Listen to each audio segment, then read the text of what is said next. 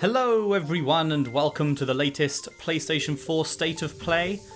This is not going to have much in the way of PS5 news in it as far as we know. It's going to be mainly focused on current gen stuff and then a few catch-ups with some third-party devs, which may include a little bit of PS5 news, I think, but it's definitely not focused on PS5 or any announcements of that nature.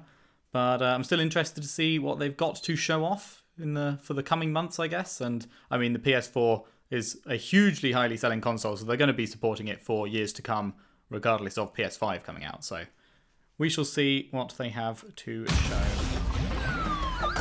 Alright, Crash 4. Hey everyone, I'm Lou Studdard, producer at Toys for Bob, and I'm here to talk to you about Crash Bandicoot 4, It's About Time. Crash 4 is a direct sequel to Crash Bandicoot Warped. The devious villains, Neo-Cortex and Dr. Entropy, have finally escaped their interdimensional prison, leaving an evil scientist-sized hole in the universe. Now they've got their eyes set on not only simply conquering this dimension, but all dimensions. And it's up to Crash and Coco to save the day. Crash Bandicoot 4 It's About Time is the first totally new game in the Crash Bandicoot series in over a decade. So for us at Toys for Bob, we felt that it was important to reintroduce longtime fans, as well as new players, to this amazing franchise. First, we made sure to incorporate the classic tense, precise, and perspective-shifting platforming that we all fell in love with. And then, we wanted to introduce exciting new elements that we can't wait to show you today. I never played them. Let's start with Insanity Beach. This is where Crash's adventure first started, and where we pick things up again in Crash 4. But there have definitely been changes since we first saw Insanity Beach all those years ago. And throughout Crash 4, you'll see those changes to our gameplay and even our art style. Our art teams wanted to take inspiration from not just the original games, but the animated cartoons that inspired those original games, all while also delivering bigger, more awe-inspiring dimensions to explore. Throughout Crash 4, you'll see wide-open new vistas, new character models, and lots of expressive animations. And with all of that also comes new additions to the platforming, like having the ability to wall run, rope swing, rail grind, and zipline as well. In the original trilogy, specifically Crash Warped, there were certain moments in the game where Crash would change outfits. Think Crash wearing a biker jacket when riding a motorcycle. That seemed like a natural area for us to expand upon. So we have loaded the game with tons of awesome skins that you can earn and wear throughout the game.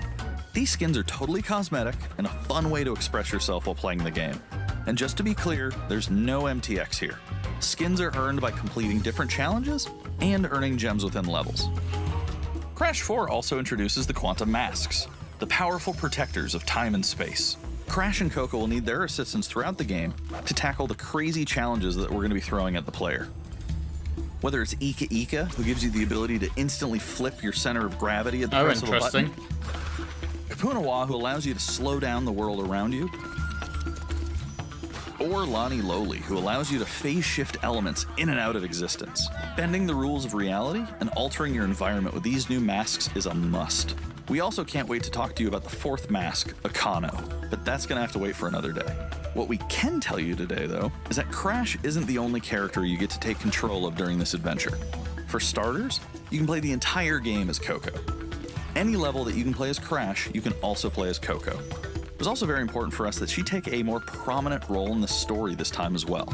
But that's not all. We've got a few other characters that you'll get to control at key points in the adventure, so that they can provide their own fresh perspectives and new gameplay. Here you can see that you'll be taking control of Neo-Cortex. He's all about using his blaster to change an enemy in his path. In addition to playing as Cortex, we're excited to reveal that for the first time, you'll also get to tail slap your way through crates as Dingodile. I repeat, you get to play as Dingodile in Crash 4. Now, a lot has changed in the years since we last saw Dingodile. Cool, in fact, he hung up his old flamethrower rocket launcher combo when he decided to retire from a life of villainy and open a diner.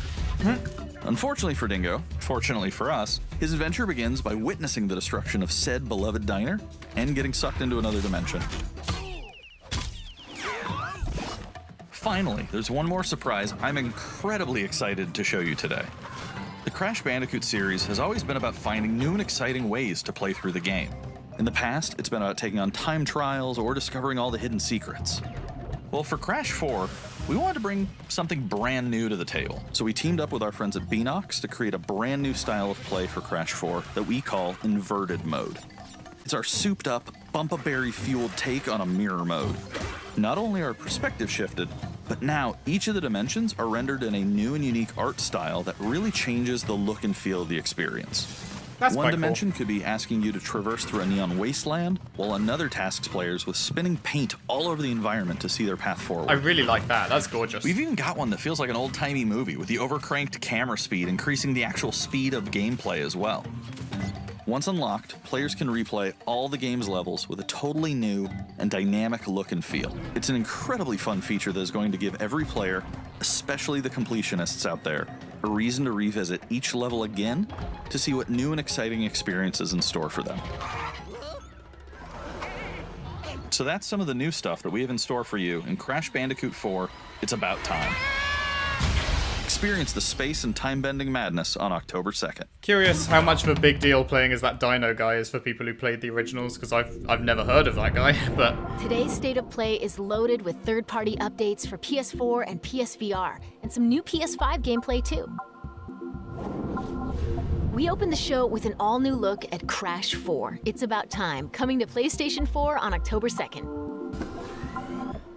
Now let's keep the party going with the latest from IO Interactive. Ah, interesting. Hitman 3. I've never played a Hitman game.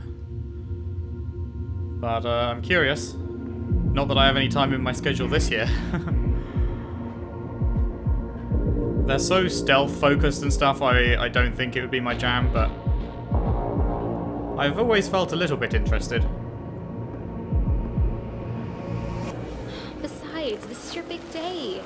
You should mingle. Have fun. Oh, PSVR for Hitman 3? My art speaks for itself. Well, I have to go. I'll call you when I get back to you. That's cool. You can actually be the Hitman?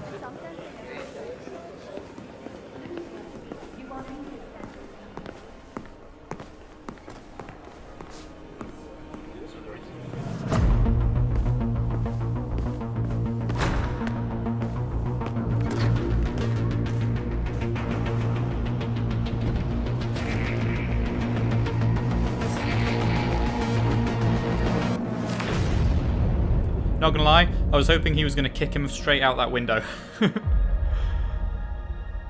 Play the entire trilogy in VR, okay. That's quite impressive then. But yeah, probably not something I'll be trying, but interesting, for sure. What's next? I wonder if there'll be any big announcements this State of Play. I feel like maybe not. It doesn't seem like the right time with PS5 right around the corner. It doesn't feel like the right time to be doing big PS4 announcements.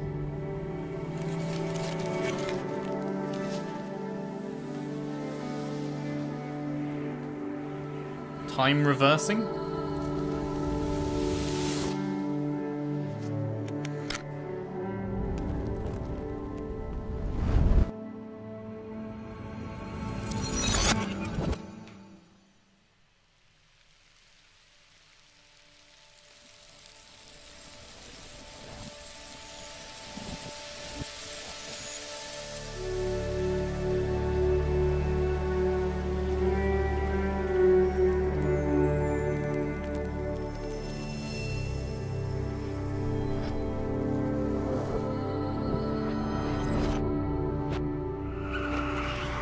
Oh, I feel like I've seen this before. Ages ago. Is this some remaster or something? I recognize it. Ah, right. Braid Anniversary Edition. Okay. That's a really old puzzle game? We are happy to announce Braid Anniversary Edition. Wait. It's 2008 to the classic 2021. puzzle That's not an adventure where you anniversary. manipulate time, hand repainted for modern high resolutions. Many areas have been re-envisioned to make them more unique, and it's even more like a living painting with brushstrokes animating the world. There are more than 9 pixels for each pixel in the original game. There are new animations for smoother motion, Improved sound and music to enhance the mood, and many hours of developer commentary and interviews on subjects like puzzle design, programming, and visual art. We plan to make it the most detailed commentary in any game ever. So if you want to learn how video games are made, Braid Anniversary Edition will be a really good resource. But it's We not hope you'll the enjoy the anniversary. game when it comes out early next year. 13 years. That's not an anniversary. Well, I mean, I guess if it was released on the... I guess it could be the 13th year anniversary, but that just seems weird. Pathless is a mythic adventure set on a mystical island. Let's take a quick tour in this new footage captured from PS5. Nice. Hi everyone, this is Matt Nava from Giant Squid. Hi, Matt Nava. I'm excited to share more with you today about our upcoming game, The Pathless. I don't remember this, but sure, show me more. The Pathless is an open-world, mythic adventure game set in a vast forest. You play as the Hunter. The Hunter is a master of archery. She can shoot talismans to fill her dash meter, which allows her to bound across the landscape. Fluid, dynamic movement is at the core of the Pathless, so the game's unique take on archery is all about timing, not aiming down sights. This design was critical to making it possible to shoot even while moving fast and performing acrobatic maneuvers. You instantly feel as skilled as the Hunter herself.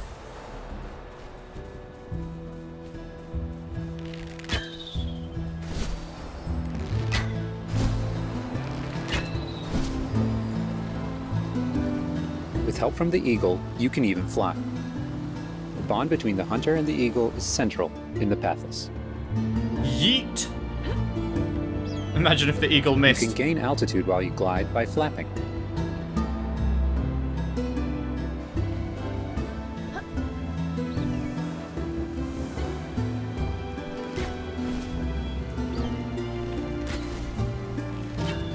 Make sure you pet the eagle to keep it clean and in good flying condition.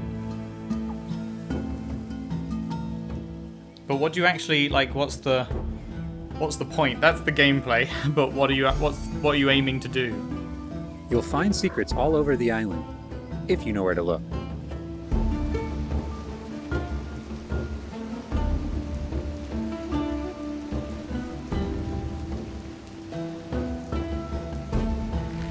Collecting crystals will let you upgrade the eagle's ability to flap.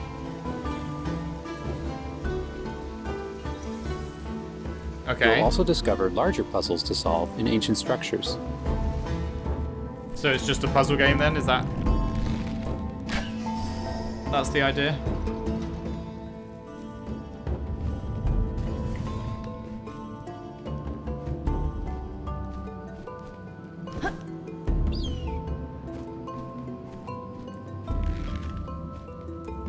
God, what a puzzle. Shoot straight Pathless forward. is all about finding your own way forward.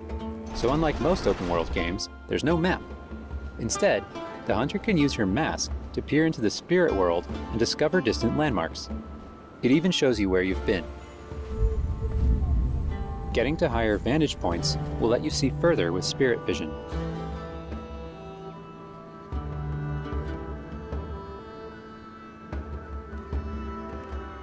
Giant cursed spirits, the source of the darkness, will pose a constant threat to you on your quest. They will try to separate you from the eagle.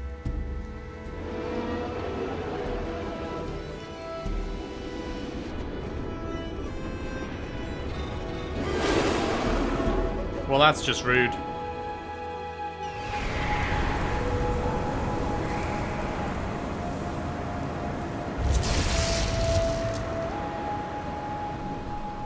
Stay still in the light to avoid detection.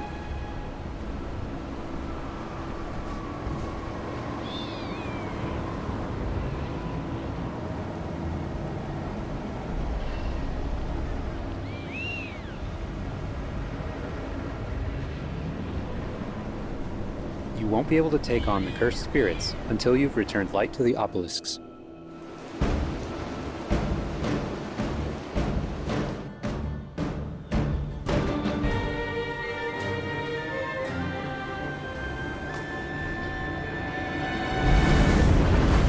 When the obelisks are restored, the cursed spirits will be vulnerable. Chase them down through the forest to corner them in a dramatic final battle. Okay, that's kind of neat. Making use of the other mechanics to take on the bosses.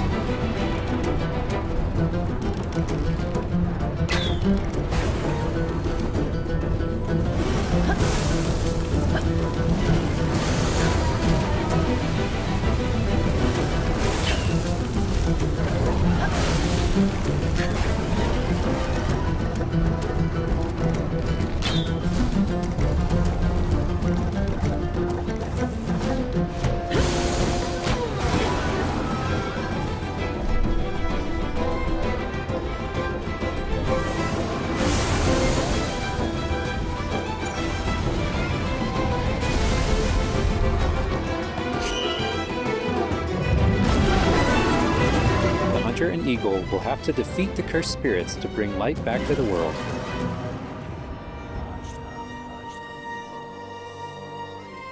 I hope you've enjoyed this overview of the Pathless. We've only scratched the surface. There's so much more to explore and discover. The Pathless is coming out later this year. Thanks for watching.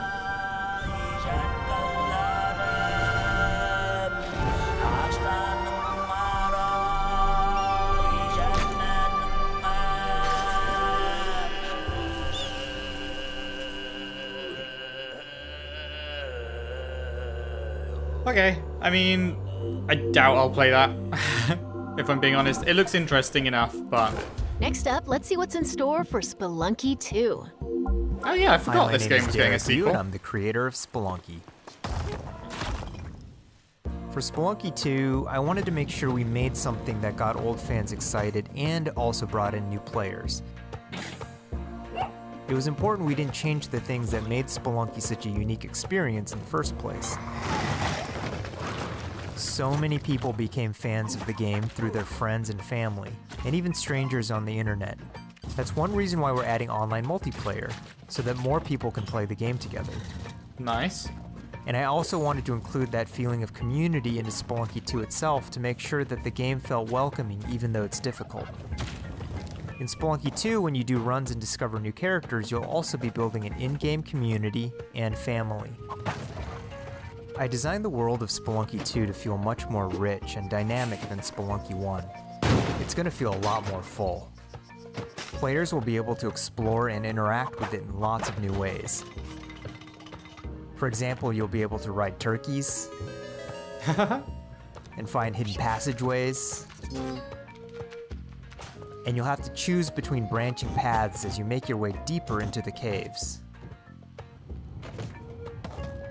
As a result, the stories players create will have much more texture to them. Even after many, many hours of playing, I still have interesting runs that don't even go past the first area. In Spelunky 1, runs often centered around the shops and how you chose to interact with them. So in Spelunky 2, we've expanded the shopping experience and made them more nuanced and exciting. And also added new characters that can help you or hinder you. Given how amazing the Spelunky community is, it's hard to say how long it will take to find the deepest secrets. But I think the great thing about Spelunky is that the deepest secrets are the ones that even I don't know about. And there are lots of new things to play with that I hope players can use to push past the boundaries of what we, as the developers, know about the game. I have two types of favorite stories from Spelunky fans. First are when people are genuinely surprised by something that happened in the game. And second, the ones where people shared a fun experience with friends and family in multiplayer. These are the stories I wanted to expand upon in Spelunky 2. They're really what guided my design choices. After releasing Spelunky, I knew there was a lot more that could be done with the concept and the world. Knowing that possibility was out there is what's been exciting for me and the rest of the team. In a lot of ways, when Spelunky 2 comes out, I want players to experience what we experienced making it.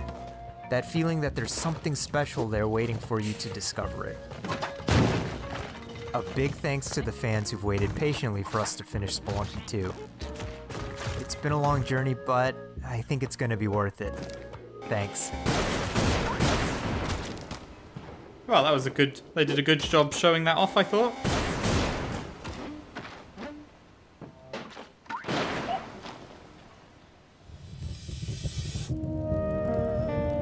September 15th, oh right. Literally just a month and a bit. That's interesting. They left that late to announce the date for. We've got a bunch of new PS4 updates to share with you, starting with a closer look at Genshin Impact. I feel like I've heard that name, but I have absolutely no idea what it is. Looks pretty though. Hey, there's something strange over there. Come on, let's take a look.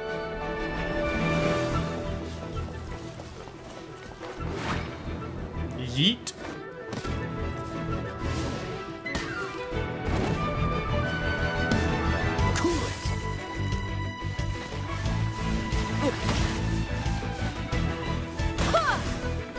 I summon thee!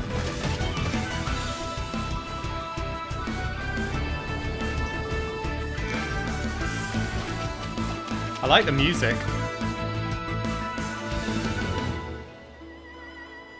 Man, that is really pretty.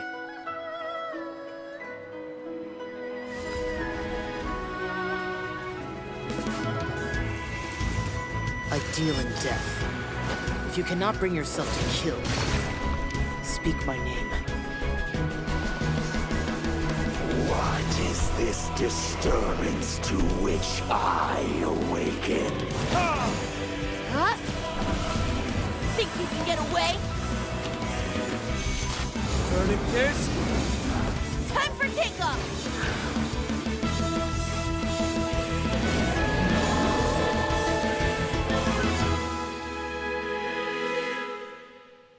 Cool. I still don't know really what it is, but some kind of big multiplayer thing. I claim your mind for the Void Armada. Gods have squealed for my mercy. Who are you to stand in the way of my vengeance?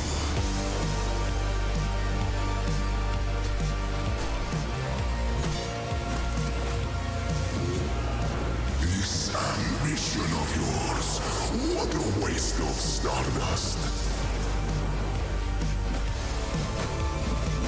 This soundtrack bangs. Go all out or go home, Emperor.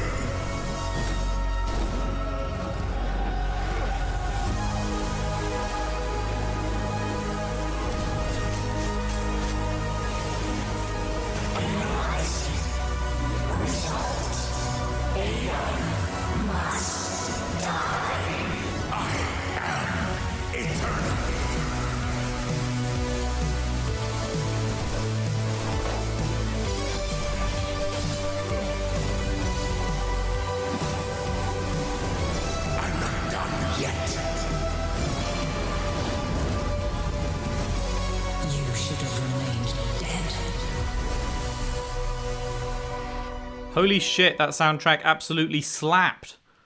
And it looked stunning. Oh man. That was absolutely gorgeous.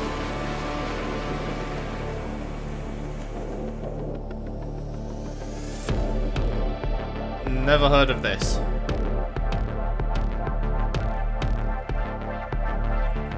.2D platformer, I guess.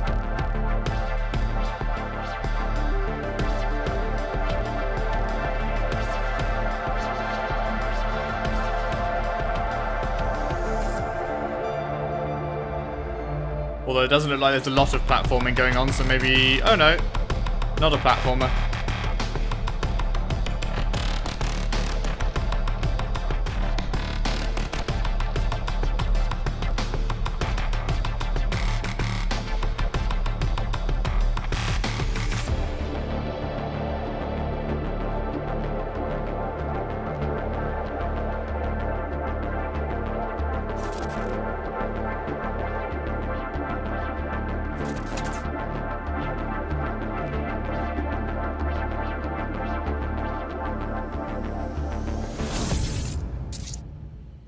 Okay, not entirely sure what that is either. It's time to talk Bugsnax. Let's check out some gameplay footage captured from PS5. Oh boy, people went absolutely nuts over Bugsnax. Open. Come join me on the island of Bugsnax. Wow, that's your new lead? Another monster hunt? Elizabeth Megafig is a 2-bit con artist! Don't tell me you actually believe this half-baked nonsense! I swear, if you chase this Bugsnax story, you're out of a job! You're the journalist! Lisbeth said you'd be coming. There's a Bugsnax right over there. Do me a favor and take my snack trap. Stranger, I could use your help. This bunger goes wild for ketchup. Use it to lead the bunger over yonder. I want you to use that journalistic instinct to find out what my favorite Bugsnax is. And feed it to me, obs. How's my little sprout doing? He misses Papa? Oh, of course he does. Well, I have a few prototype traps that I could put to use. You're pretty good at stuff, and nobody hates you yet. You can catch Bugsnax and bring everybody back to Snacksburg. Yet. Well, say you do find these Bugsnax and make it back alive. You just might keep your job. Now get going and try not to fall off a cliff. Was that a pizza?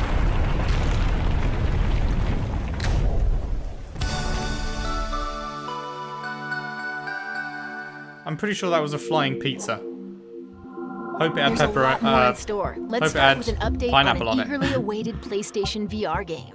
I almost said pepperoni. I'm sorry, Pineapple. I have forsaken you. The Force is strong with you.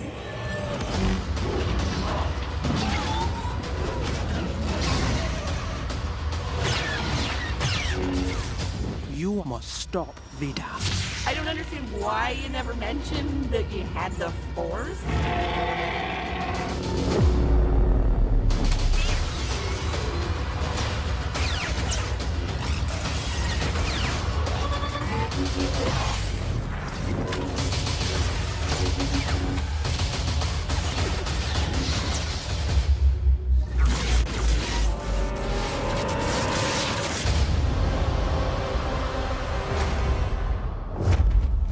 Okay, that looks interesting. I mean, I don't really play VR games, but looks interesting. I might watch someone else play that.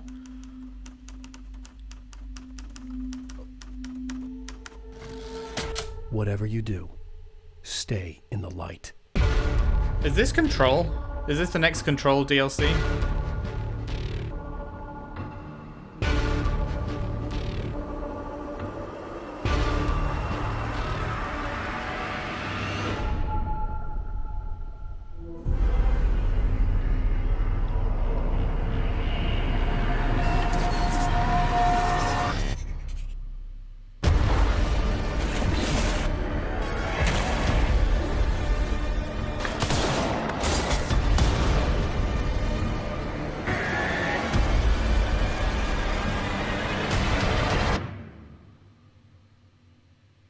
Expansion 2 or available this month? Okay.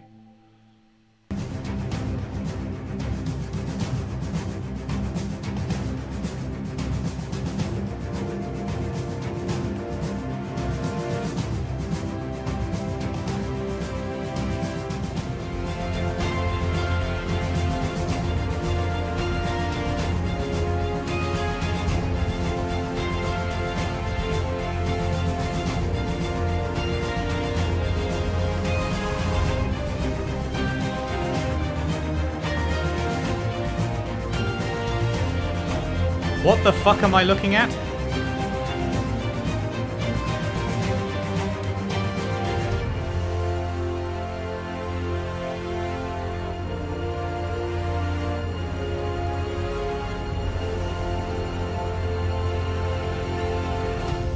I have absolutely no idea what I'm watching there. Auto chess. The fuck is that? Oh, was that Dota thing? Was it a Dota auto chesser thing? No idea. It looked like I literally had absolutely no idea what was going on there.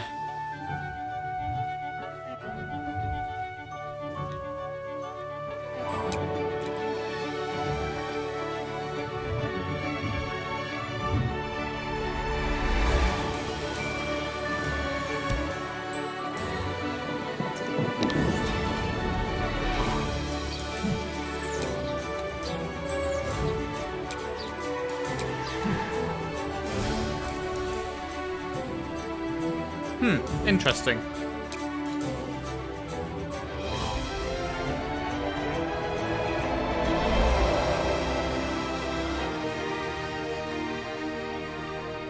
Looks like a pretty unique puzzle game.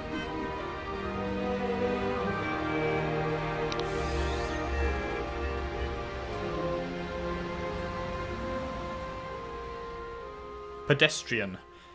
Coming to PS4 January 20 and not PS5? Interesting. I feel like you may as well release on PS5 as well after it launches. Now let's take a look at 2 new games headed to PS5. Oh yeah? We are the Forest Shadows. Hello, Forest Shadows. Ghosts. running silently between the straight, cold lines of a corrupt state. Quieting down, don't shed a tear. They count, ration, manipulate. There's a wolf in the night and he's talking to me. They've taken everything from those they claim to protect. When the statesmen ravage and Authority and burn steel our will not stop us. We aren't an invading army. lives of the forest will be right at hand. We are wraiths. We bypass defenses and strike at the heart. The ghost of the forest, the wraith of the night. He won't blink twice, he'll be by your side. The stag on his quiver, it's the archer's eye. We take back what was stolen, When the hoods both fly and the people call us heroes. from the dead of night. To others, we are rivals. Is this a multiplayer thing?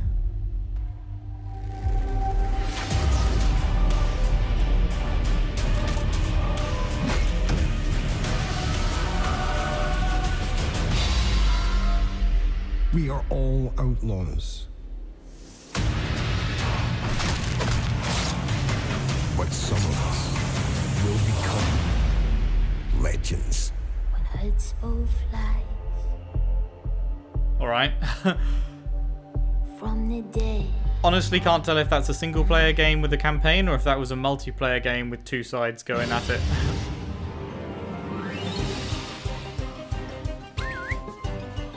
Temtem was massively popular in its beta time. Or was it beta or early access? I forget. People really loved it.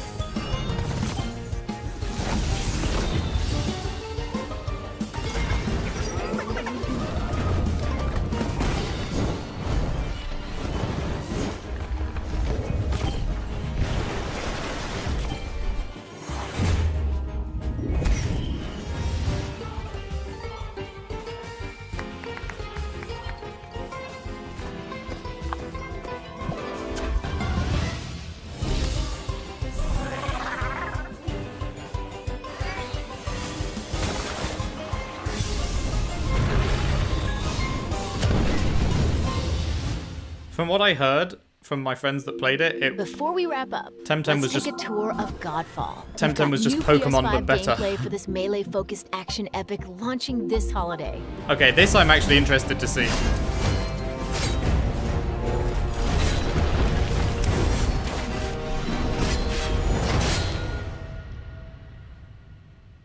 Tempt me, Godfall. Tempt me. I'm on the edge about getting it or not. Hello, my name is Keith Lee. Hello, and Keith I am Lee. the game director for Godfall. On behalf of Counterplay Games, we are very excited to share gameplay with you today and to offer you a glimpse into the mystical world of Godfall. Today, you'll be seeing extensive gameplay captured on a PlayStation 5 development kit. Extensive, Please you keep say? in mind that the game is still a work in progress, and some things may change from the final product as we continue to learn and harness the power of Sony's next-generation console. Please enjoy. I will do my best, man. So let's jump right into what Godfall is. Godfall is a looter slasher that features intense action, satisfying moment-to-moment combat, and robust loot progression systems. You can enjoy the game at your own pace, playing alone, or through online co-op with up to 2 additional teammates. Godfall is set in a brand new high fantasy universe filled with heroic knights, arcane magic, and forbidden realms. The world is split up into the elemental realms of earth, water, air, and fire. Godfall is a complete package. Long ago, All the loot and four gear nations in the lived game together in are harmony. acquired or unlocked through gameplay. But everything There are changed no when the Fire Nation microtransactions. attacked. No waiting for content. It's all in the game on day one. As you adventure, you'll get to tear through enemies to challenge a mad god who awaits you at the top. You play a Valorian Knight, a godlike warrior able to equip Valor Plates, legendary armor sets that transform you into an unstoppable master of melee combat. Throughout your journey, you'll find ancient Valor Plates lost in time, each with their own characteristics and long history. Now let's talk about gameplay in Godfall. First, our team wanted to do something different. We wanted to combine action RPG loot progression with third-person melee combat to create what we think is a looter slasher. That was pretty. Our game is therefore one part gear-driven and one part player skill-driven. In other words, not only do we want you to find exquisite weapons with powerful loot traits, but we also want you to have that feeling of accomplishment for mastering the wide set of combat mechanics available to you in Godfall. Nice. From a combat philosophy perspective, the melee combat in Godfall is intended to be fluid, dynamic, and interactive, embracing offense over defense. More often than not, you'll be facing multiple enemies at the same time. As a result, you should always be moving and closing the gap on enemies. Also, you dominate the combat space, not the enemies, and the game rewards you for being aggressive. Okay, sounds now fun. That you're familiar with the combat philosophy, let's dig into the weapons themselves. In Godfall, there are 5 weapon classes: the longsword, the dual blades, the polearm, the two-handed warhammer, and the two-handed greatsword. Each weapon class has their own unique movesets and playstyles ranging from fast combos to more strategic, deliberate play. As you defeat enemies in your adventures, you will acquire numerous weapons. For each weapon category, each weapon with their own primary and secondary traits. Dual blades look fun as fuck. At a later date, we will delve into the weapon classes and how to modify them in greater detail. For now, we'll go over the dual blades and the longsword weapon classes. Those dual blades The dual look very blades fun. are the fastest weapon class in Godfall, embodying speed, fluidity, and mobility. The dual blades are exceptional against soft, unarmored targets or single targets. You can perform a combo by executing 4 consecutive light attacks. The dual blades heavy attack is a spinning blade cyclone. The blade cyclone can also be used as a finisher at the end of your light attack combo. So what are the signature moves for the dual blades? As you build up charge, you can also activate Inner Focus, which is unique to the dual blades, which inflicts massive damage in a short period of time. There's also Mortal Coil, where you can throw your blade into an enemy, pulling the enemy towards you, like That's pulling good. a cable. The old Roadhog technique. Now let's switch to the longsword weapon class. Longswords are balanced weapons, embodying crisp damage and simple cooldowns without needing a lot of elaborate combo setups. Similar to dual blades, longswords have their own 4-hit light attack combo. Then there's the heavy attack finisher, which can be used at the end of your light attack combo. There are 3 signature moves for the longsword class. There's Spectral Flurry, which cannot be interrupted and deals high damage to multiple nearby targets. Then there's Spiral Technique, which eviscerates all enemies in a straight fixed path. Notice there's a white flash after a longsword swing called a timing attack. If you press the shield button exactly at the same time, you'll perform a devastating shield uppercut with your longsword. The shield is a core part of Godfall. It's available to you throughout the entire game. You can always block incoming attacks with your shield. If you press the shield button at the right time, you can also parry an attack. You can perform a light attack after a last-second shield block to counterattack with a powerful shield strike. The shield is great not just for defense, but also offense. You can aim and throw your shield, which will hit multiple nearby targets. Captain America! If you tap the shield button just as you catch your shield, you can perform a powerful wave attack. You can double tap the shield button to petrify enemies. Is this all just with the sword class? And of course, you can perform an R3 ground finisher on enemies that were knocked down to the ground. I'm pretty sure that's just for the sword class, right? It only showed them using the shield with the sword.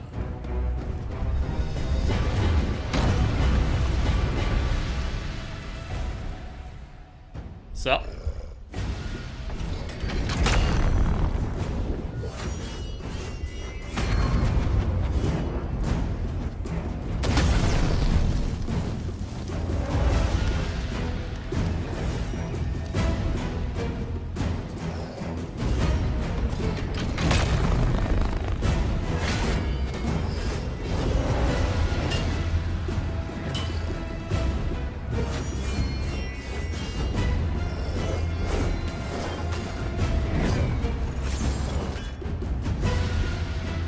Is it just me, or does it look really easy to just run away when he starts winding up an attack?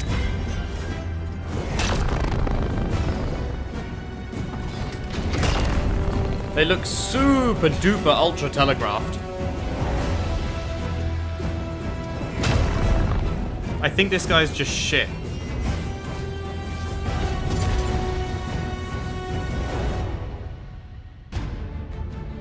We hope you enjoyed our first walkthrough video of Godfall running on the PlayStation 5. I did! We also want to thank all the fans for their endless support since our initial reveal back in December.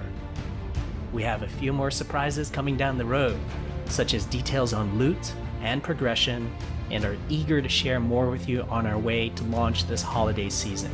We hope that you will join our Godfall community on Twitter, Facebook, and YouTube. Thank you. I love that art.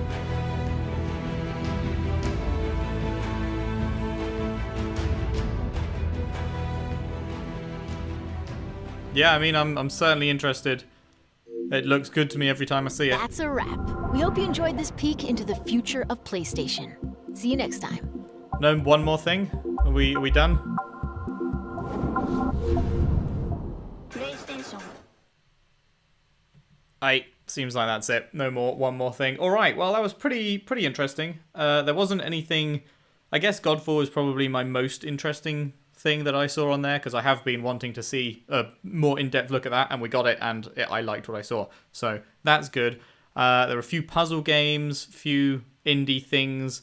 There wasn't anything aside from Godfall that I was like super, wow, that's great kind of thing. But there was some that piqued my interest, and a few that I probably just won't be playing, like the Huntress, but and just interesting news on like Hitman 3 going into VR along with the other Hitman games and stuff. That was definitely interesting, but I do feel like, come on, we're only 3 months. Yeah, is it 3 months? Yeah, September, October, November, assuming the consoles launch in November, which they almost certainly will. We are 3 months away from launch, and we still don't know stuff like the price. Something as simple as the price or the date.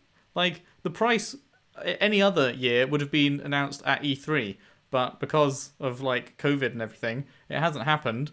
And then they've just been pushing it and pushing it and pushing it and pushing it, and it's like it's now literally only 3 months. And like, come on. I want to know how much you guys are charging for your respective consoles. I feel like we're going to get Xbox's price this month, because they're supposedly going to... I know I'm talking about Xbox now on a Sony thing, but whatever. Supposedly, they are going to be announcing the Xbox Series S, or whatever they call it. They're much lower powered and much cheaper console this month. And that means they have to announce the price for it, because if they don't, then they're just showing off a shit Series X, essentially, because it's going to be much less powerful, so that they can charge way less for it. And so the only way they can do that without people going, "Ha, that looks rubbish," is to give the price alongside it and say, no, see, this is why it's lower powered, it's because you're getting it for so cheap. So they have to announce the price with that. And if they're announcing the lower price, then they also have to announce the higher price for the Series X, so that there's a comparison with this is X much cheaper than Y kind of thing. So I feel like we have to get at least the Xbox's pricing this month, but I really want to know the PS5's as well. How much cheaper is the all-digital edition going to be than the disc edition? I'm a disc person myself, and I will continue to be a disc person as long as discs are allowed, but the digital version will definitely be cheaper, because you are making Sony so much more money if you buy the digital edition, because you're getting all of your games direct from the store rather than other sellers and stuff. So they will want you to buy the digital one. And I imagine a lot of people will. Digital sales are starting to surpass physical sales for the first time, which is interesting and scary for me, who never wants physical to go away, because I like the collection aspect of having a load of boxed games. I always get physical whenever possible. But yeah, I just went off on a complete tangent. Hope you enjoyed watching along with me. If you did, if you could leave a like and subscribe if you haven't already. I mean, you probably are subscribed. I don't know why this would be coming up in your recommended feeds if it isn't. But yeah, thanks for watching, and we'll see you next time for whatever the next streaming reaction thing is. Hope to see you there. Thanks again. See you then.